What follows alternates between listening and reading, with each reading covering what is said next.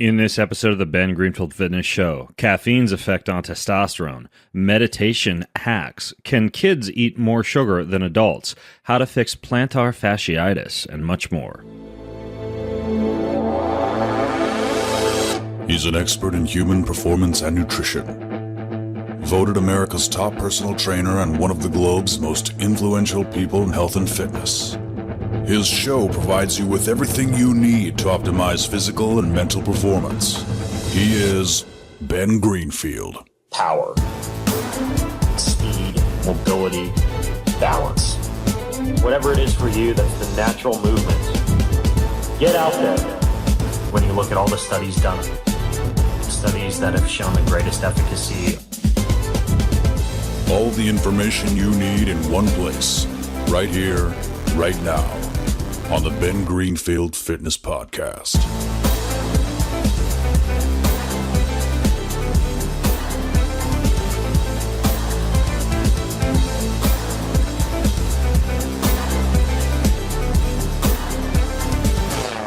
You know, it's a good thing you can't see me right now because I've got those horrible goggle marks because I just got back from the pool like 5 minutes ago. Well, you know, the only thing that's like less attractive than horrible goggle marks all over your face when you like go out to dinner after you've been, say, swimming laps.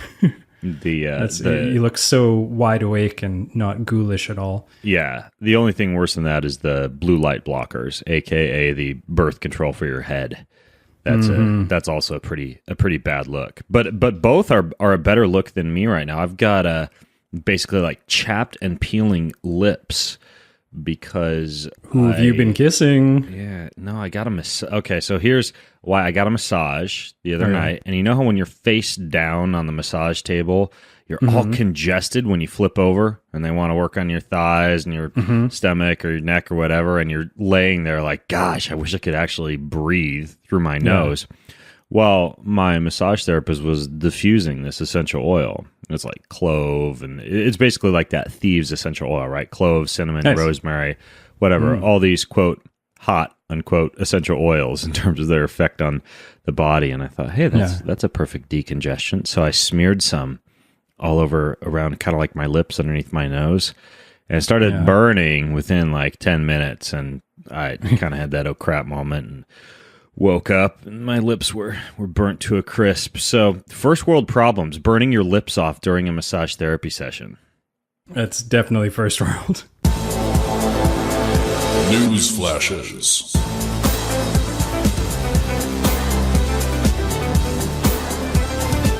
So the first thing that I wanted to mention today, because I know that all of the gentlemen listening in just want to get jacked. They want to increase testosterone. I'm pretty sure that we could just do every single show on boosting testosterone and we would still have listeners lined up.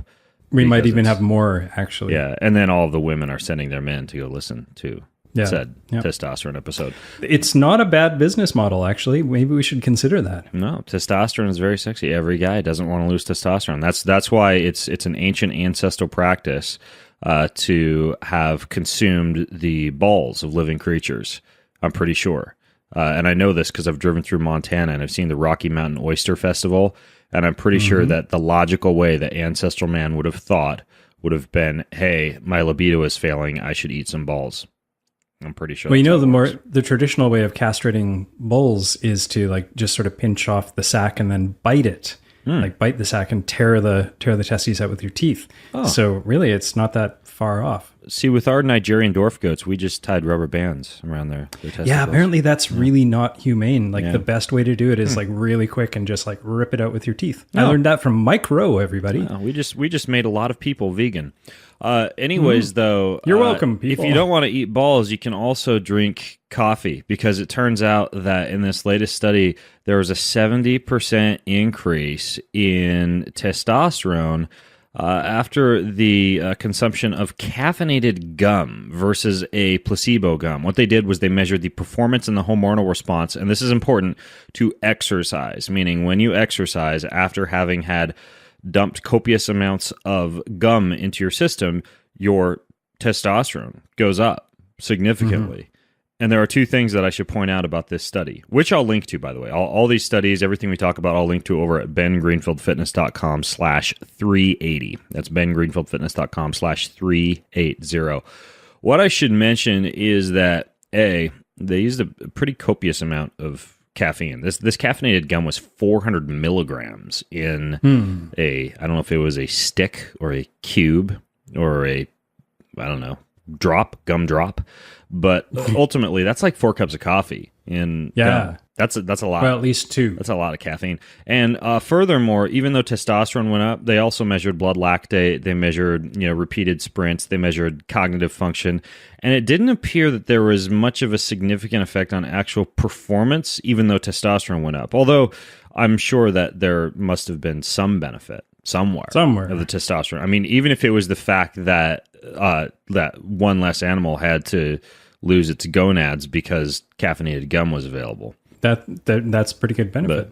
But ultimately, interesting study. So try to chew caffeinated gum, and I don't know what brand they used, but I mean, there's a bunch of different brands of caffeinated gum. But try some before workout and see what happens.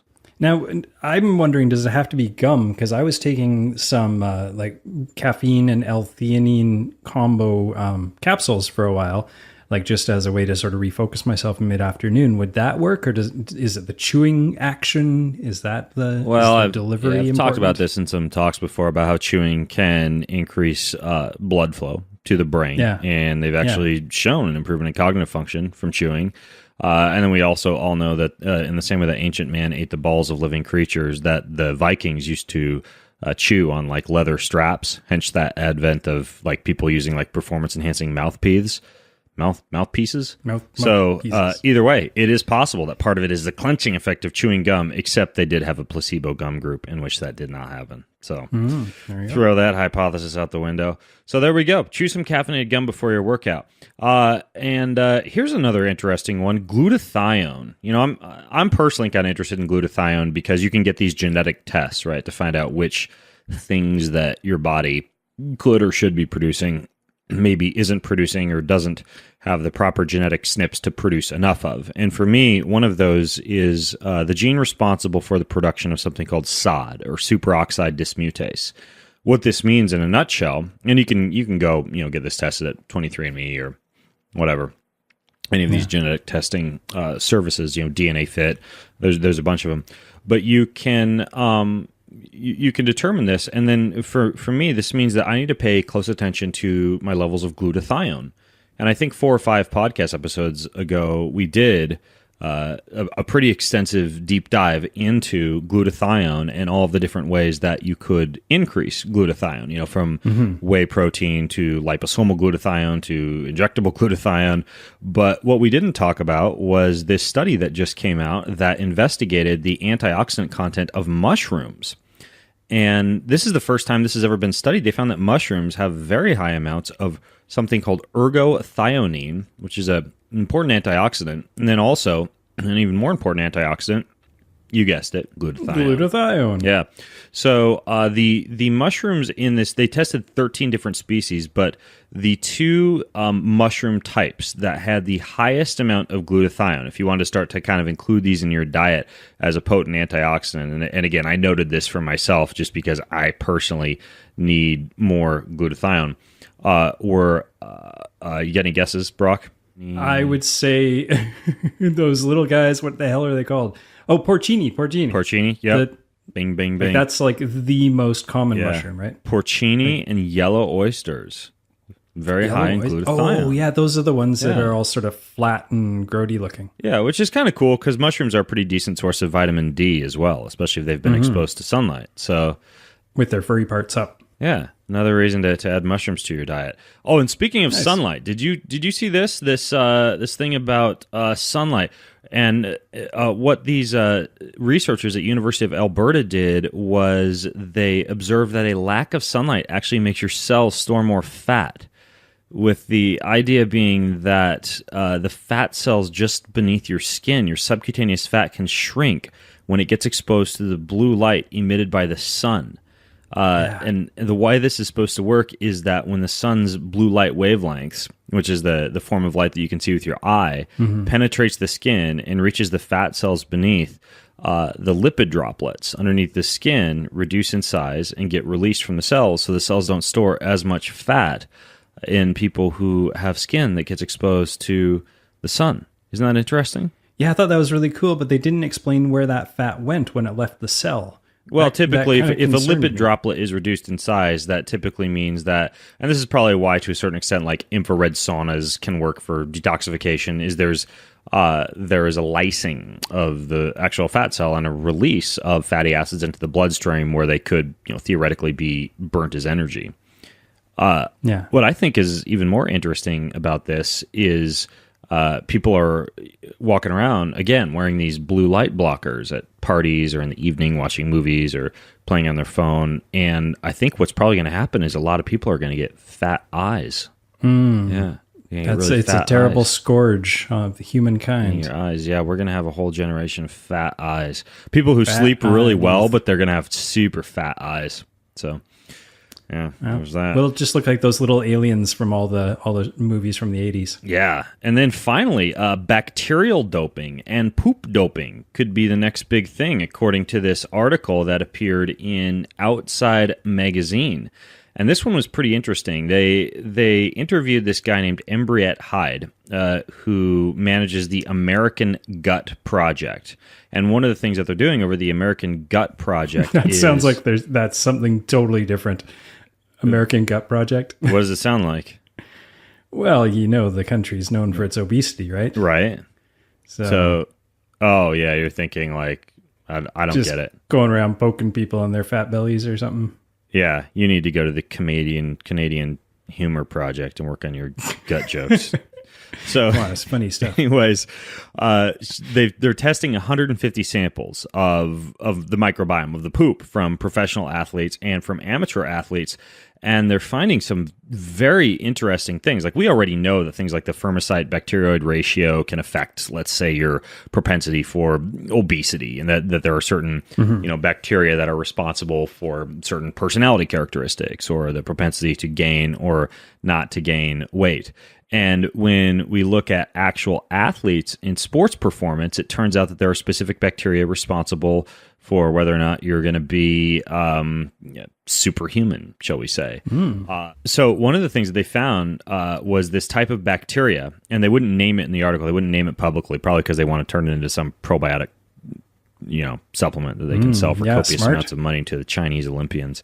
But what happens is they tested marathoners, and they saw this bacteria blooming in large numbers of marathoners shortly after they finished the race. It accumulates in the bloodstream, and it accumulates after strenuous exercise, and it seems that it breaks down the metabolites associated with fatigue. Like, it could be an actual lactic acid buffering bacteria. And if there was, let's say, a really good endurance athlete who had that, you could potentially either dope with their poop, or if they were able to formulate this bacteria supplement with said bacteria, which seems like a more promising business model compared to trading athlete poop. But either way, you'd be surprised. Yeah, it's really interesting. So they're doing all this meticulous testing on the personal microbiomes of different athletes. Another one that they found especially prevalent in endurance athletes was something called Prevotella, and they don't know why, but apparently people who are endurance athletes have a higher than normal amount of this Prevotella in their microbiome, especially in cyclists. And so this idea behind poop doping is that in the same way that someone with, say, like C. difficile or IBS or IBD or some other gut issue would, and people are doing this. There's clinics like the Taymount Clinic over in the UK. They're finding a healthy donor. They're getting the poop from that donor injected into their backside, or in some cases taking a poop pill, and it's literally just like rebooting their entire microbiome. Well, it turns out you could say, for example, hey, I'm an okay high level collegiate endurance athlete. I've got a roster here of 12 of the top athletes who have sold their poop to whatever we want to call it, fit poop clinic, and I can go and pay X amount of dollars to actually reboot my microbiome with their poo.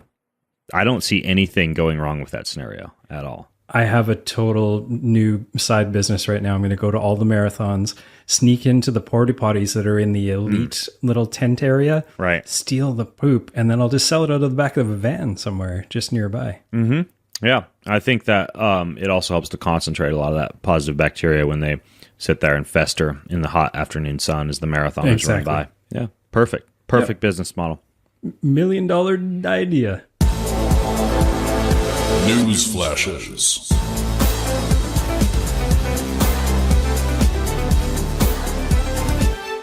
All right, so Brock, you're a bit of a trailblazing freelancer, aren't you? You do some freelancing, do you not? I do so much freelancing, and it's the worst part of it is getting people to pay the invoices, I gotta say. Yeah, I don't know why I asked you that like I was Yoda. Anyways, I like that. don't you? Grammatically interesting. If you could reclaim up to 192 hours of your time each year, would you, Brock?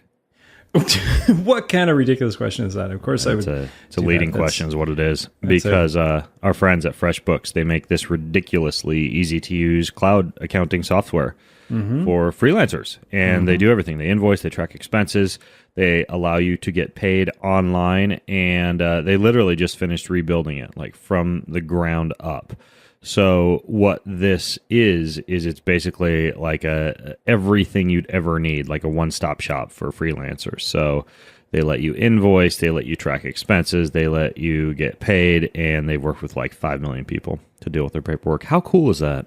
You know what's even cooler is I used to work just down the block from them in Toronto. They're a Toronto company. Oh, well, I bet they're nice chaps. They are nice? So freaking polite. I'm glad they're nice. It's ridiculous. Here's how nice they are. They're offering a 30-day unrestricted free trial to all our listeners. You just go to freshbooks.com/Ben. And in the How Did You Hear About Us section, you enter code Ben Greenfield Fitness, which seems redundant. You'd think if you'd go to freshbooks.com/Ben, they'd just know. But either way, you're supposed to go to freshbooks.com/Ben and enter code Ben Greenfield Fitness. That gets you a 30-day unrestricted free trial, unfettered access, as they say. Unfettered. So there you have it. This podcast is also brought to you by something I actually had in the afternoon yesterday. The Organifi Red Juice. Have you tried this stuff? No, I haven't. I'm waiting for somebody, a good friend of mine, to send me some. I'm gonna have to send you a little. Well, I'll make a little drink with it, and then I'll put that in a bubble wrap. I'll freeze it. I'll send it your way. I'm not gonna send you my whole canister. Yeah, sending liquid across the border is never a problem. Nope. Never. Bullets, drugs, anything. Sure. But if you just want to get this for yourself, basically it's like cordyceps, beet, acai, pomegranate, pretty much everything you'd ever want to build your blood or increase nitric oxide. It even has like this slight nootropic effect without the drugs. So yeah, and it has a fresh A fresh what? A fresh fruity. Is it fresh and fruity? A fresh and fruity flavor. And fruity flavor. Thanks to the monk fruit that they put in it. So it's red juice. They do a green juice. They do a really good one called a gold powder. It's like turmeric. It's like what do they call it? Coffee shops? Golden milk. Yes, it's golden milk. They make that. So you go to, and the golden milk has reishi in it, so it helps you sleep. If you have like a nice piping hot cup of golden milk at night, I make it in my NutriBullet. It's amazing. You go to bengreenfieldfitness.com/Organifi with an I and use discount code REDBEN to get your discount on Organifi. And I should mention, by the way, for people listening in, we've got a pretty robust calendar now developing over at Ben Greenfield Fitness. My next stop is I'm going to be in Florida near Fort Lauderdale, speaking at the Academy of Regenerative Practices Conference. Bunch of physicians who are going to learn how to further the field of regenerative medicine from yours truly. Actually, I'm just going to talk about fringe stem cell injections, but it'll actually be really interesting. It's put on by the U.S. Stem Cell Clinic down there. So, but it has nothing to do with spring break, actually. Yes, and I should mention, too, the Woodstock of America's ancestral healthy living movement is coming up, Paleo FX. I was wondering where you're going with that. All the goodies, all the links are in the show notes. So all this stuff, your FreshBooks, your Organifi, everywhere I'm going to be over the course of March and April, you just go to bengreenfieldfitness.com/380, bengreenfieldfitness.com/380, and it's all there. Hoorah! Listener Q&A.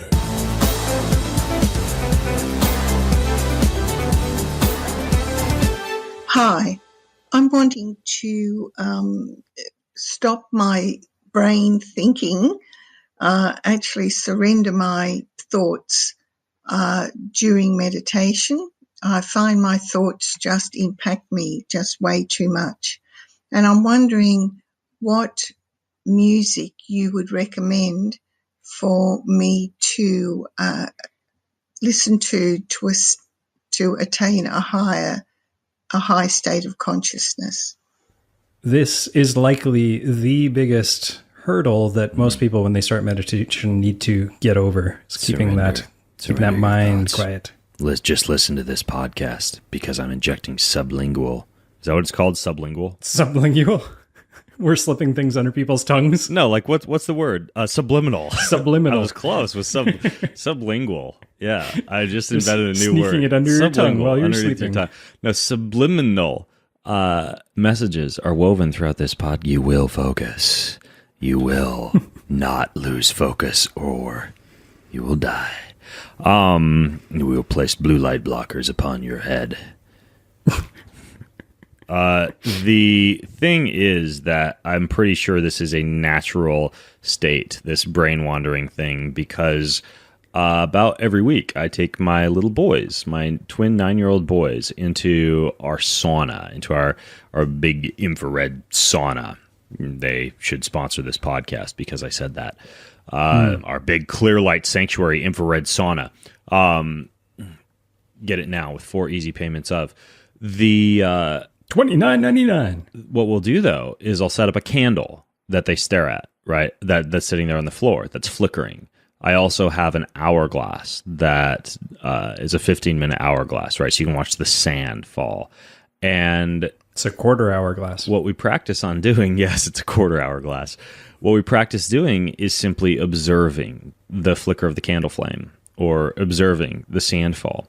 And they'll generally go about 1 or 2 minutes before you start to see a fidget here, glancing out the window there, kind of like elbowing brother to see what he does. And it's a very natural state. It's not like we popped out of our mothers, just ready to go sit on a Himalayan mountaintop or go to a Vipassana, 10-day silent meditation retreat. And so, yeah, we need some help. And for me, I guess maybe this is the way that I'm wired. Like, I'm always looking, like, there's a lot of articles about let thoughts go through your mind like a cloud.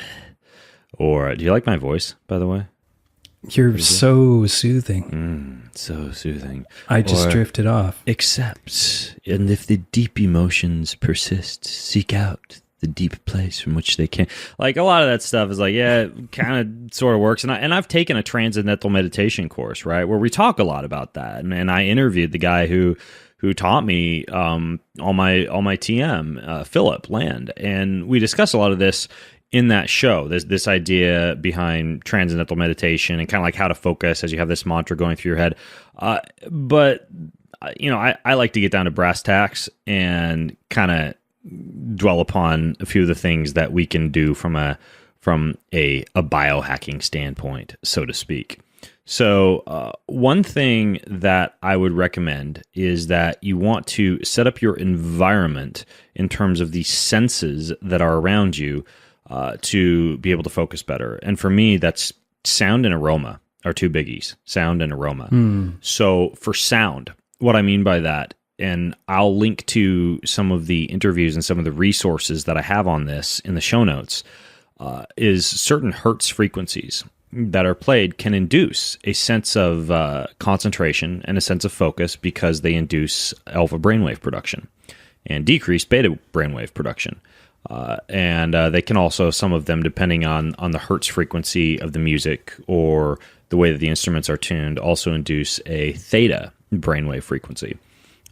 This is why certain songs can make you feel really stressed out. Like if you listen to Slayer, you're probably going to get a little bit more beta brainwave induction, and if you listen to Enya, maybe a little bit more alpha theta. Or I just want to go punch my fist through the wall because this This song is driving me crazy. Crazy.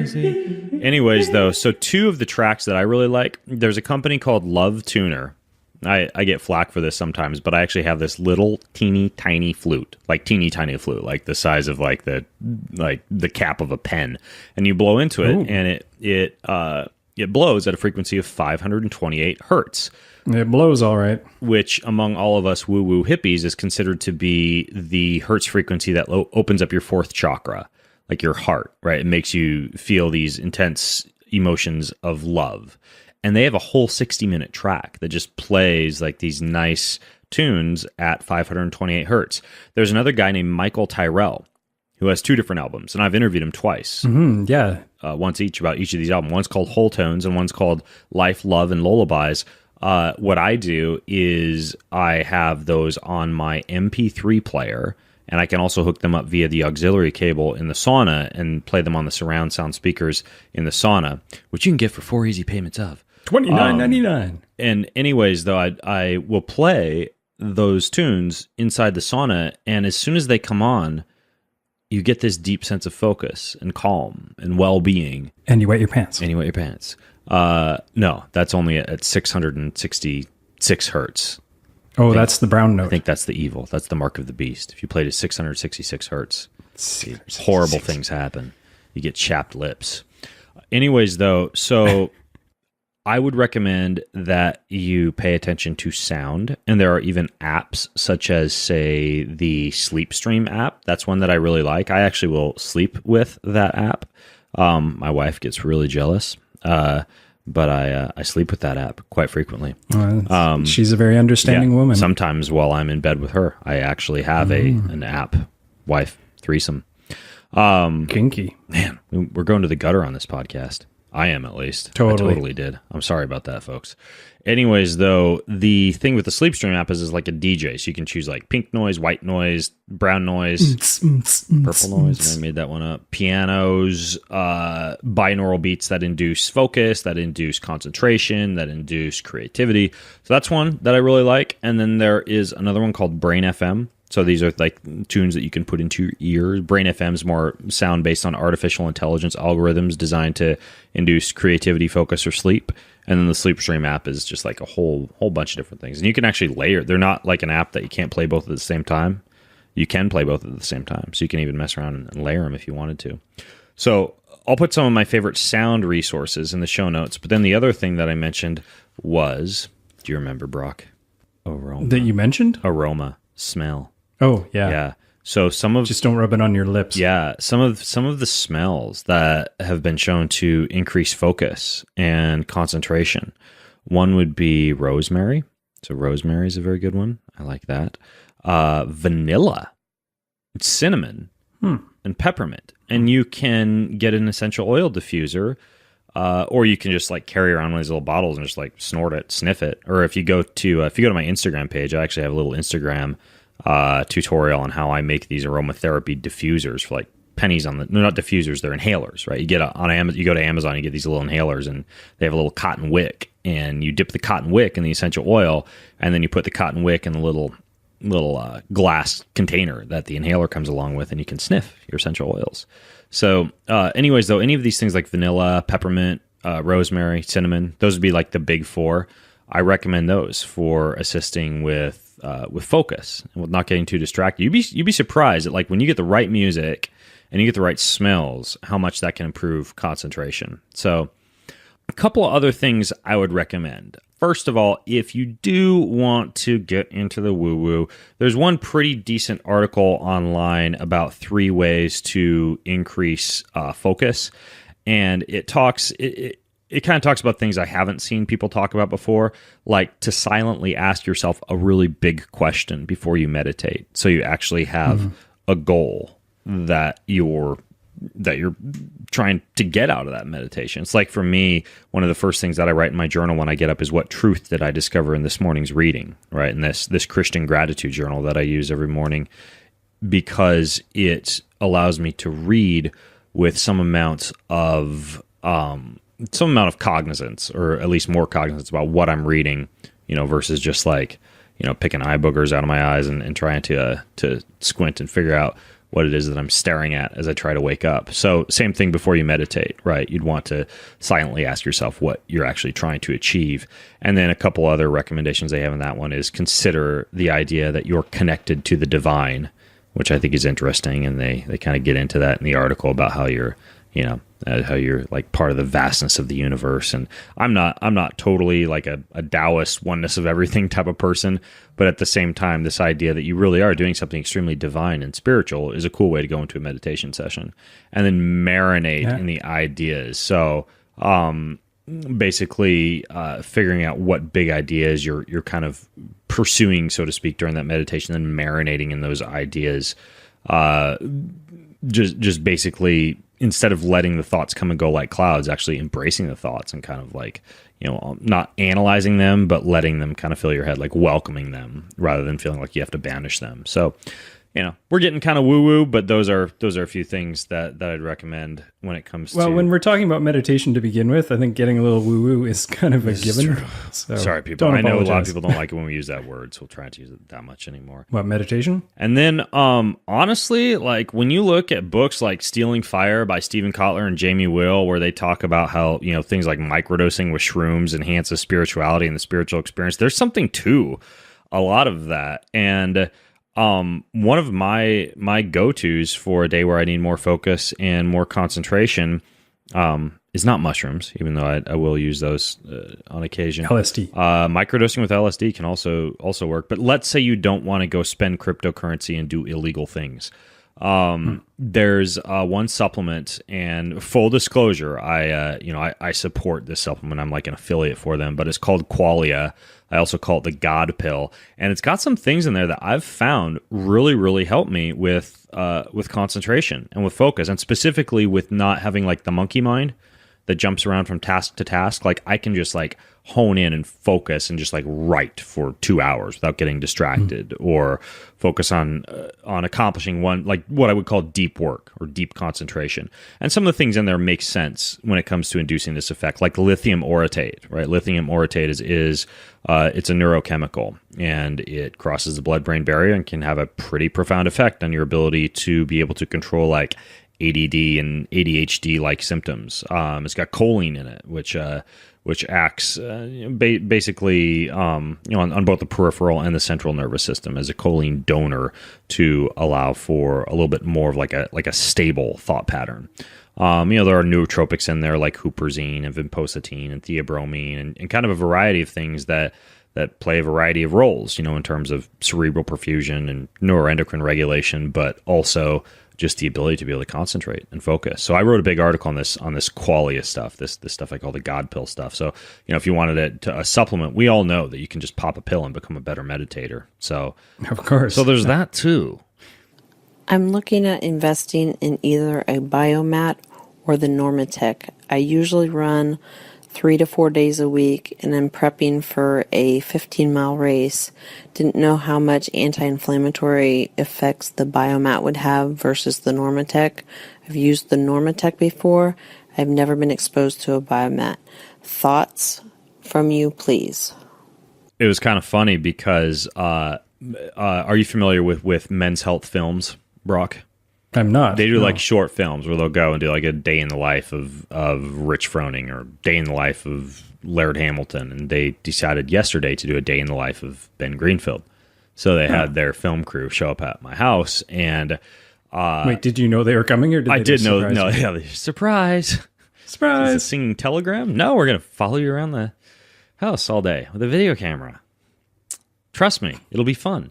Anyways, though, so the thing that they thought was quite interesting was my napping habit, because after I finish lunch, I'll usually have like a big cup of something like reishi tea, during lunch to kind of relax me a little bit. And then I'll go upstairs and I actually go upstairs before lunch and I turn on my biomat. And then by the time I go up there after lunch, it's all warm, like a giant, warm, sleepy, cuddly bear. And that doesn't actually eat people or claw your face off. Yeah. Bears aren't actually cuddly. kids, just so you know. Anyways, though, so I'll heat up this biomat, and then I have these boots next to it. So they're following me upstairs. I'm like, so I'm going to go take a nap now. And I roll out the biomat first. And for those of you who aren't familiar with the biomat, basically you plug it into the wall, but it has what's called an EMF protector in it. So you're not getting exposed to a lot of like electricity from the wall if you're concerned about like sleeping next to an EMF source. If you're one of those Faraday cage people. Anyways, though, what it also has on it is it generates infrared light. So it's really great for relieving muscle spasms or relaxing muscles or reducing inflammation or improving tissue oxygenation. It's like a heating mat without the EMF, but the heat comes from far infrared rays. Cool. So, which, we don't even need to get into all the research behind infrared, and it's very potent anti-inflammatory. I mean, we can, if we want to, get into infrared. We could, but I think it's been done, and I don't think it's even at question anymore. No, there's multiple studies that show that infrared sauna devices and infrared light wave radiation producing devices are safe and effective for healing a variety of different inflammatory disorders. That has been studied extensively. So we know that infrared can be very effective for inflammation, for a host of other factors as well, but inflammation is really one of the biggies that it's been shown in clinical studies to actually reduce. So I lay down on my biomat, and then and also, not to get too out there, it's lined. I got to make sure I say this with the right voice. Okay. It's lined with tourmaline and amethyst crystals embedded in the actual mat. And again, it might sound a little crazy, but when you look at trees, when you look at rocks, when you look at like sand on the seashore as you're walking barefoot on the beach, when you look at like all these like Himalayan salt lamps that hippies have hanging around their homes, when you have these like negative ion generators that are now built into HEPA air filters for homes, all of this is based on the concept of negative ions, meaning that the air that you breathe is actually, to a certain extent, electrified. You're actually breathing in ionically charged air, and one of the things that causes negative ions to be produced is minerals. That's why like Himalayan salt lamps produce negative ions. That's why rocks produce negative ions. That's why sand produces negative ions. When you breathe these in, they have a very beneficial effect on the cell membrane, on the electrochemical potential of the actual cell membrane. And so when you're sleeping on this, it's very similar like grounding or earthing, right? Same type of concept. It's like getting more in touch with our natural earth, because it's lined with a whole bunch of relatively expensive tourmaline and amethyst crystals, which is why like my kids have a biomat, and I think it was like $800, and I've got like the big full one, and it's like, I think it's like $1,400, something like that. So It's not cheap, but it's pretty cool. Also, and I've got a video online about this, you can turn it into a sauna. You can actually, this sounds really silly, but if you have some of those like space agey silver, like Mylar thermal heating blankets, you can just lay down on your biomat and wrap a couple of those around you, and you break into a full-on sweat within like 10 minutes. So if you wanted to use it as a sauna, you totally could. Anyways, though, so I lay down on my biomat, and these guys are filming me, and I'm not done yet. Because then I reach down beside the bed. Leslie's getting old as this question gets answered. And I pull out these boots that are designed by a bioengineer who I've interviewed on the show, but they're called Normatecs, right? And like normally if you wear compression, let's say tights, like your tight pants, you get your tight pants on. Tight pants. No, skinny jeans. Tight pants on. My pants are the tightest in the land. Anyways, though, that helps to transport some fluid out of your limbs, but these things actually plug into a device that pumps air in and out of the boots. It's called sequential pulse technology. So it starts at the bottom of your feet and squeezes all your veins and your lymphatic vessels up towards your heart using this pressure, and then after it's pulsed pressure up towards your heart, it returns back down to the feet and then does it again. So it's just like a massage, right, for your both legs. They also have an attachment you can use in your hips. They got attachment for your arms that makes you look like a silly. Who's the big the guy on the cover, like the big puffy white guy on the cover of like bread and stuff like that? Is that a good enough description? Michelin Man? Not the Michelin Man. There's another guy. He's like the Michelin Man. The Pillsbury Doughboy? Yes, you look like the Pillsbury Doughboy when you Nice. put on. Thank you, Brock. I need my pop. I I need my know all pop culture these help crazy on this things. podcast. Anyways, though, and a lot of studies have been done on that, an improvement in arterial resistance and upregulation of what are called PG1 or PGC1 alpha and eNOS, which produce nitric oxide and enhance flexibility and decrease soreness. So I figure, what the heck? If I'm going to go up and lay on my bed for 20 to 45 minutes after lunch and take a nap, I want my body to just be getting as good as possible during that nap. So I lay down on my biomat and I pull my Normatec boots on, and then I pull a sleep mask over my face, and I don't know how long they filmed me just laying there, because when I took off my sleep mask and opened my eyes, everybody was gone. And I was dead to the world. But to answer Leslie's question, first of all, if you really want the full meal deal, the Cadillac of recovery, do what I do and use both at the same Do 'em time. both. And I also do this, don't laugh, naked, because infrared doesn't penetrate clothing very well. That's why if you're doing like Juve lights or infrared sun or anything, you want to wear as little as possible, if that's at all possible. So I did keep my shorts on for the men's health thing, but ultimately, you want when you lay down to take the nap, like try to take off your clothes. So, anyways, Leslie, when it comes to anti-inflammatory, if you had to choose one, the Biomat, just because the Normatec boots don't really decrease inflammation. They kind of pump it out of the legs, but as far as like a really good anti-inflammatory boost, I would say the Biomat. But if you're a true, real biohacker, both. Hey, Ben and Brock, it's Tim Hoover. I've been a long-time listener to the show, about 3 years now. I thoroughly enjoy everything you guys put out. You help me live a better life through, obviously, the things you recommend. So I have a question for you. I have 3 kids, ages 10, 12, and 14, that are very active, but a few years ago, whenever I switched over to whole, clean eating, I switched to everybody in my house, and so my kids they don't eat processed foods or sugar. And I'm just curious, does the sugar really matter?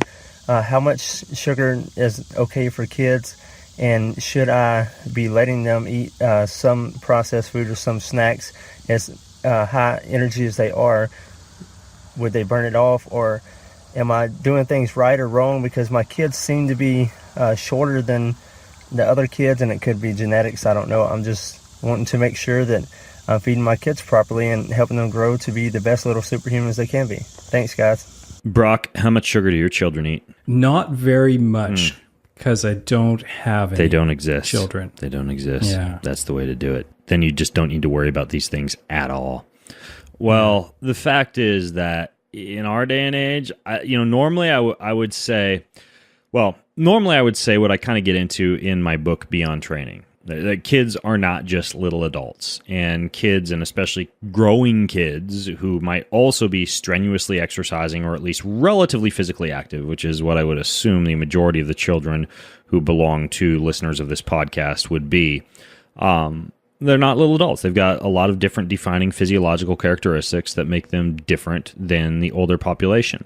And I get into this in my book about how, for example, we see higher fat oxidation rates in exercising children. Exercising children actually are better fat-burning machines, possibly because they've just had less a period of time of their lives to be eating cereal and scones and biscotti and sugar, so they haven't switched out of that fat utilization. But it turns out that they actually oxidize 10 to 40% more fat during exercise compared to adults. Now, does that mean they need less carbohydrate? Not necessarily, but it does mean that because of their high fat oxidation rates, we should be taking into account the fact that they do need a decent amount of fat in their diet, possibly even more than many adults. Now, they also burn lower amounts of storage carbohydrates, meaning children don't yet have the level of enzymes that are necessary to break down muscle or liver carbohydrate, what we call glycogen, to fuel as fast as an adult can. And so what this means is that giving a child during very intense glycolytic efforts some exogenous source of carbohydrate, right, like actually giving them sweets to fuel intense efforts, could be something even more beneficial for a kid than for an adult. So actually having, a healthy energy bar and when I say healthy energy bar, I mean paleo, gluten-free, lactose-free, dairy-free, raw. What did I miss? Soy free. Whatever all those little labels are that everybody has on every energy bar nowadays. Those ones. Give one of those to your child during their next soccer game. It actually turns out that kids actually need that type of exogenous carbohydrate intake during longer exercise sessions. Now, they have... Wait, I'm going to stop you for a second. You said beneficial. It might be beneficial to give them one of these gluten-free, fat-free, soy-free treats. Do you mean beneficial to their performance or beneficial to their health and well-being? Glad you asked. Well, if a kid's running around, kids are pretty insulin sensitive. There's not going to be a big spike in pancreatic cell destruction from excessive insulin production in response to eating an energy bar while they're running around on the soccer field. Right? Like that's not something that you need to worry about. Now we'll get to what happens at rest here in a second. But interestingly, it also turns out that during exercise sessions that aren't that long, about 75 minutes or less, they've actually found eating carbohydrates does not appear to give extra performance advantages for kids. And specifically, this would be kids under the age of 16. Now, I know that all of this is starting to sound kind of confusing. And ultimately, what that means is that for longer exercise sessions, like let's say a basketball game or a soccer game or a tennis match that is going to last longer than 75 minutes, your child, and especially because they can't break down muscle glycogen quite as well or liver glycogen quite as well, they're definitely going to benefit from exogenous carbohydrate sources. And you probably don't want a kid to be doing like the whole ketosis low carb thing during an event like that. If a child is competing in a sport that is 75 minutes or less, something pretty brief, something, maybe it's just like a 500 meter swim at their swim meet or something like that. It doesn't appear that giving them a bunch of exogenous carbohydrates gives them much benefit. And in fact, because they oxidize more fat, you would probably be better served by sticking to seeds and nuts and nut butters and olives and avocados and a lot of these more kind of like Mediterranean fats. So a big part of it depends upon the length of the sporting session. So ultimately, big picture, to bring this full circle, is that if you got a kid who's in a sport, and it's especially like a sport that's lasting longer than 75 minutes, make sure that you have some form of carbohydrate-based fuel to give them. If it's under 75 minutes, then a kid can actually do pretty well eating fat. You don't have to worry as much as the Gatorade Sports Science Institute would have us to believe about kind of making sure that they're just like constantly fueled with some form of carbohydrate. Now, that all being said, how much sugar is okay for kids when they're just like hanging out at the house, right? Because technically, kids have a higher metabolism, so maybe their blood sugar is not going to get as high because they're running around a lot more. And ultimately, in both children and adults, huge amount of variability. I mean, we know this from my interview with Rob Wolf and his book, Wired to Eat, about this research that they did in Israel, where people, based on their microbiome, vastly different responses in blood sugar in response to, say, like a banana versus a cookie. And they've also looked at other genes, not just the microbiome, but genes. Like there's one gene called G6PC2. And that decreases the pancreas's ability to detect sugar in the blood. And that would have a significant effect. And actually, people who would have a different form of G6PC2 due to that change in their DNA, that again, you could look for on a 23andMe test, that would predispose you to slightly higher levels of blood glucose. So you could actually have your child genetically tested, and I personally don't have any problems ethically with that. I think for me personally, the pros outweigh the cons. And you could find out, hey, does my child possess some of the genes responsible for higher than normal blood glucose or pancreatic cell destruction or higher than normal risk for type 2 diabetes?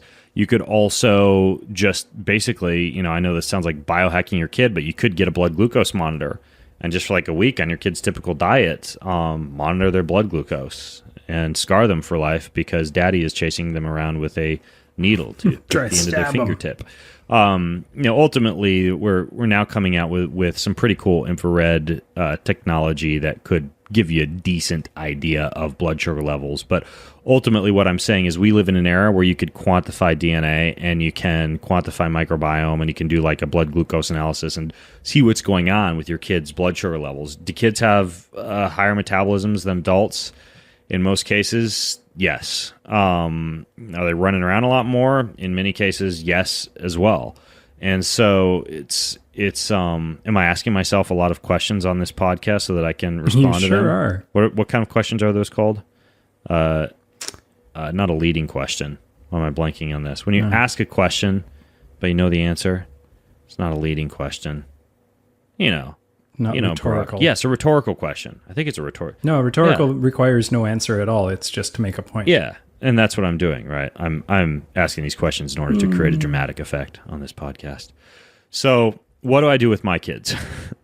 My kids, they get carbohydrates, they get sugar, and here's the way that I do it with my children. First of all, my kids understand that the main time that the body can have not a very deleterious response to the intake of carbohydrate is pre-exercise, post-exercise, or during exercise, when the insulin response is going to be blunted and your body's going to be pretty insulin sensitive and glucose transporters are going to be upregulated, etc. I've actually taught my children that concept.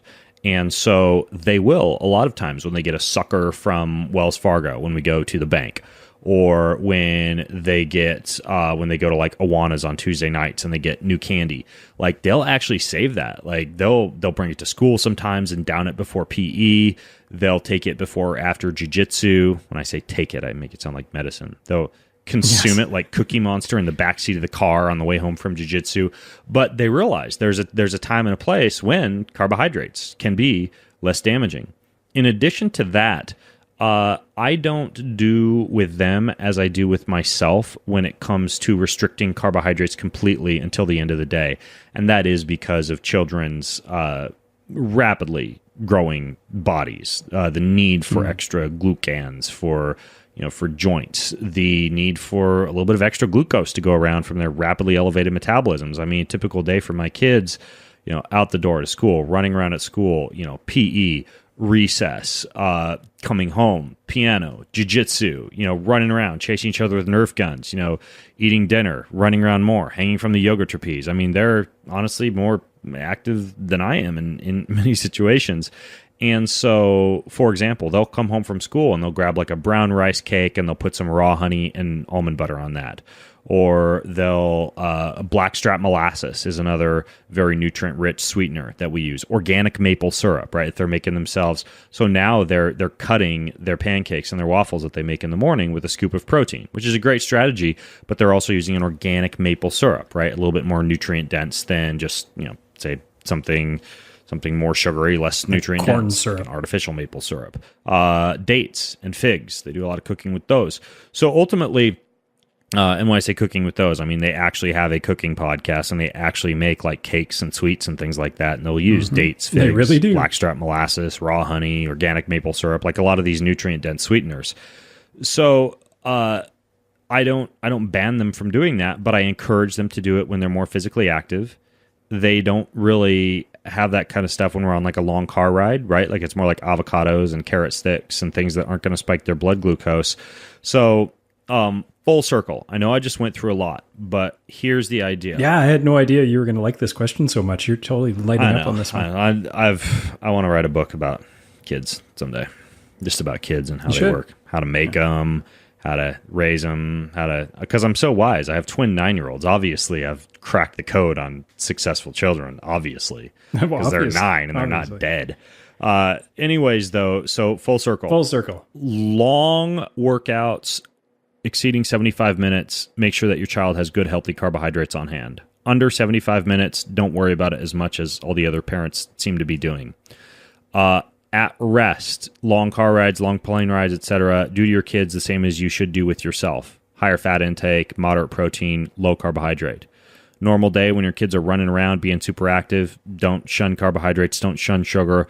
Make sure that they know the best time for them to be taking it in during the day is when they are being pretty physically active, not when they're sitting around reading or watching TV.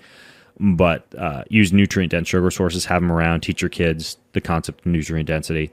And then if you really want to get into things hardcore, using blood glucose monitoring and DNA testing, figure out the actual genetic propensity to something like type 2 diabetes. And like if you've got a child with, let's say, a 40% higher than normal risk of type 2 diabetes, you may want to make a different choice in terms of the afternoon snack that you feed that child, aka, rice cake with raw honey versus avocado with olive oil and sea salt, because of that kid's unique genetic predispositions. And the two best books to figure this out, in my opinion, excellent new book called Dirty Genes by Ben Lynch, and also the book that I already mentioned, Rob Wolf's book, Wired to Eat.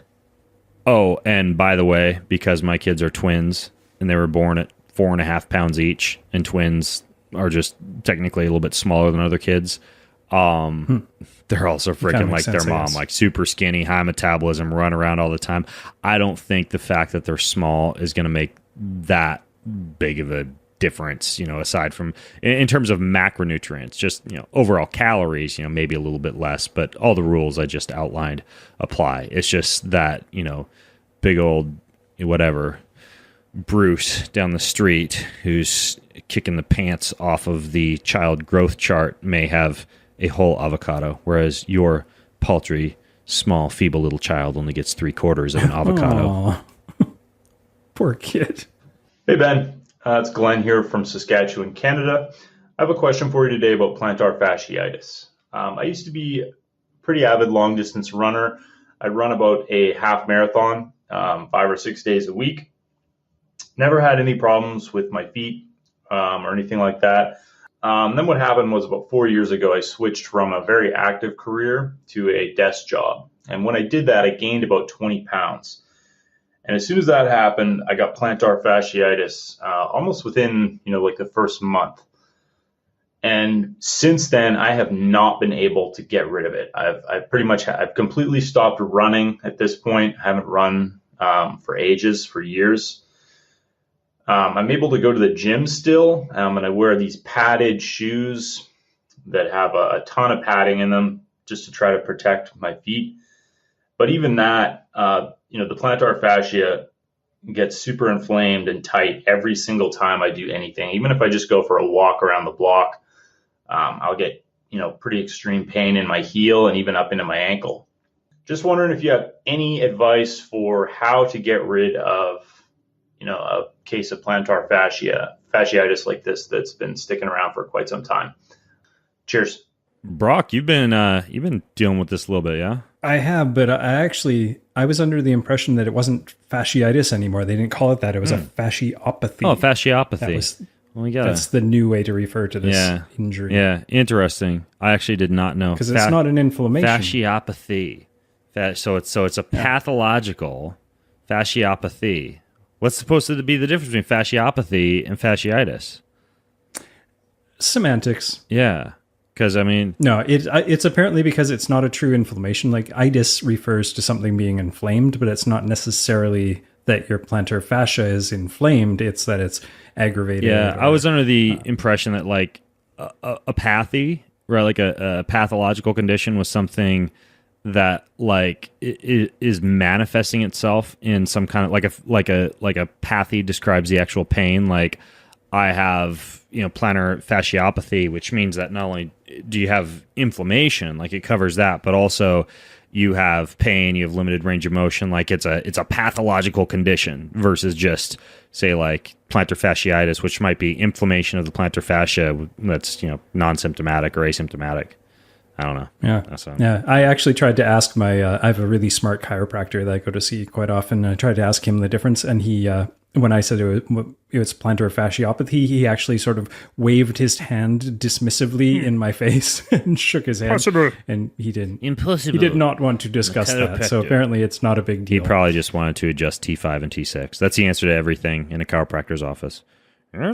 That's your thoracic, but my upper neck, not your thoracic, but my lower, not your thoracic. I'm just kidding. But it's I actually love chiropractic docs, most of them. Me too. There's a few weirdos out there, but most of them are actually pretty cool. I have a lot of friends who are chiros. Some of them are full of Yeah. Anyways, so we digress. Yes, we totally went off track. First of all, I'm not going to go over all the stuff that you've tried, Glenn, because you've tried a lot. Like, I could tell you how to, like, buy the frozen juice cans at the grocery store and roll those under your feet, and how to, like, you know, get a night support brace, which in my opinion works really well, and how to do the little exercise where you pick up the marbles with your big toes and drop them into the cup, or scrunch up the towel and then extend it with your toes. Scrunching up the towel, Sounds like you've kind of done all of that, bro. I'm not going to insult your intelligence. I'll fill you in on a few of the things that you may want to try that you haven't yet.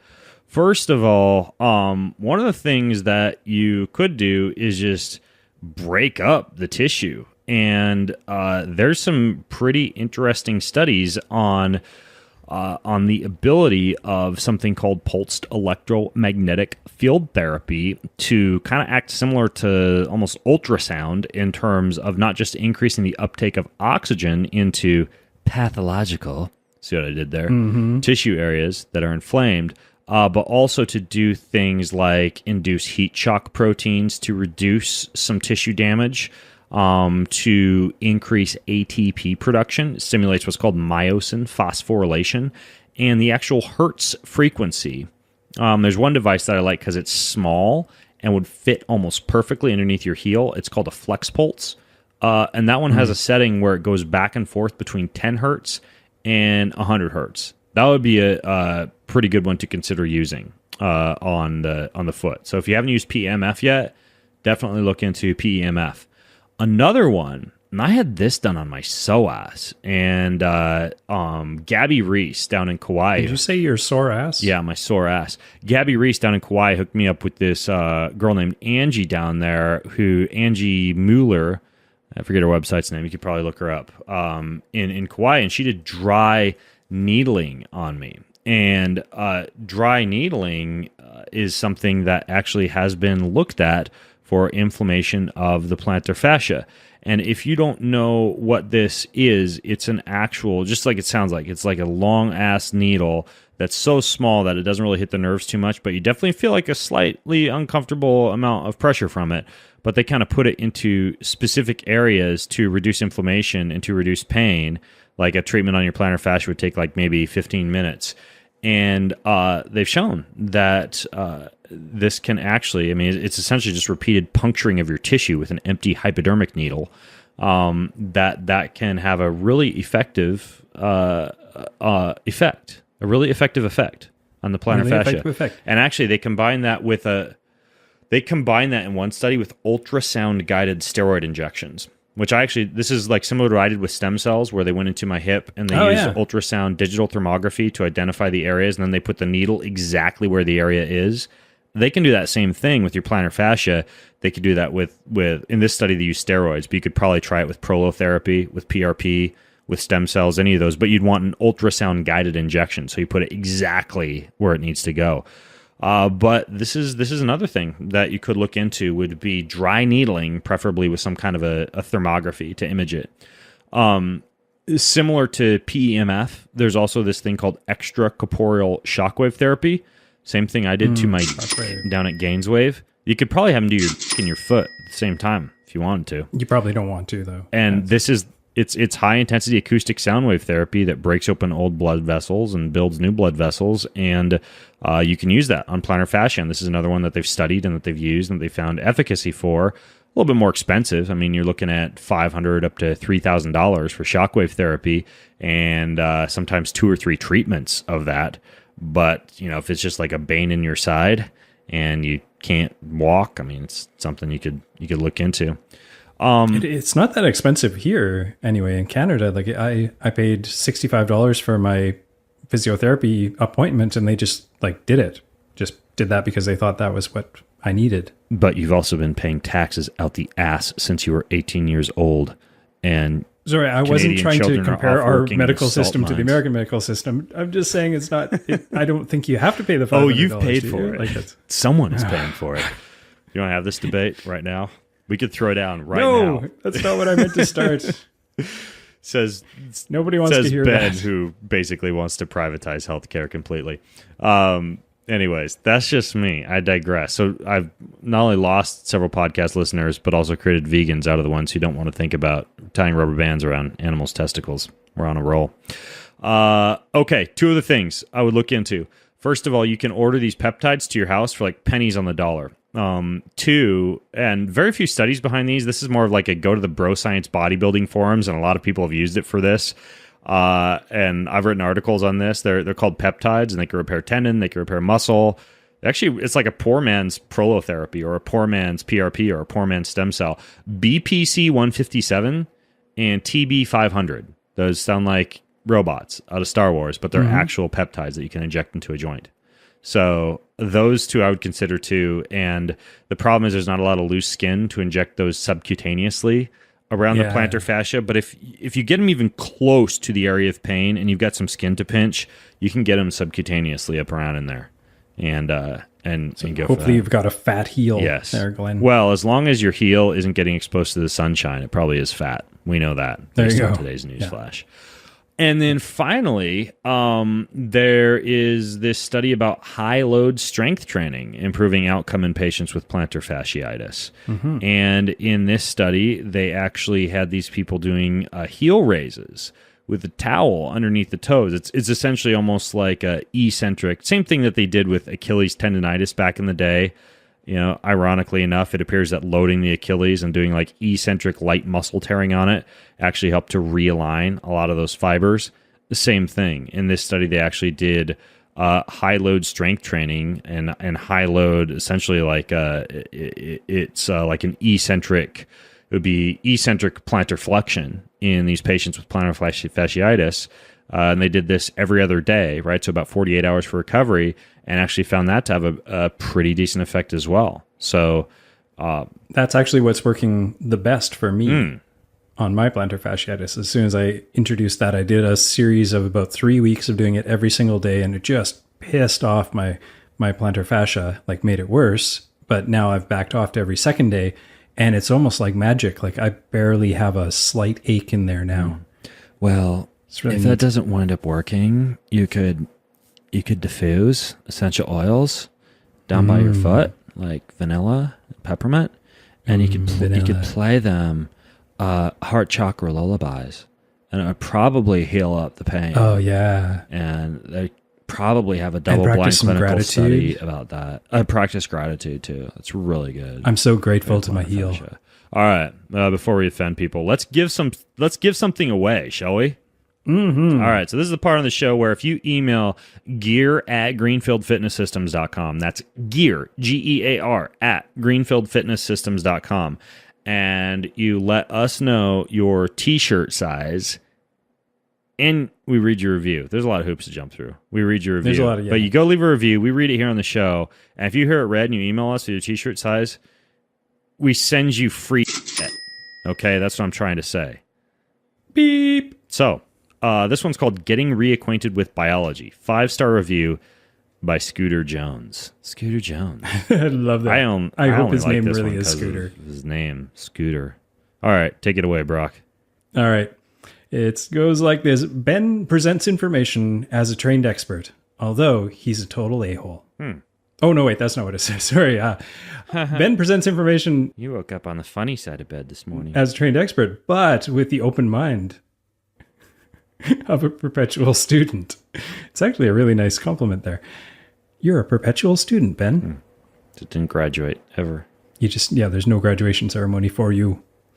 His education and background provide a solid backbone to measure different health, fitness, and wellness trends and tactics against, while his curiosity and courage to try fringe techniques and report back on their results benefits the greater good. Oh, nice. You benefit the greater good. I've enjoyed the ride so far, as well as getting reacquainted with words I thought I had left in my last biology class I took. That's awesome. Thanks, Ben. Totally, like reinvigorating that Bio 20. Yeah, I want to know. I want to know one of the new words that he learned. How about one of those doozies that I threw around today, like sublingual, or subliminal, or what's another good one from today's show, Brock?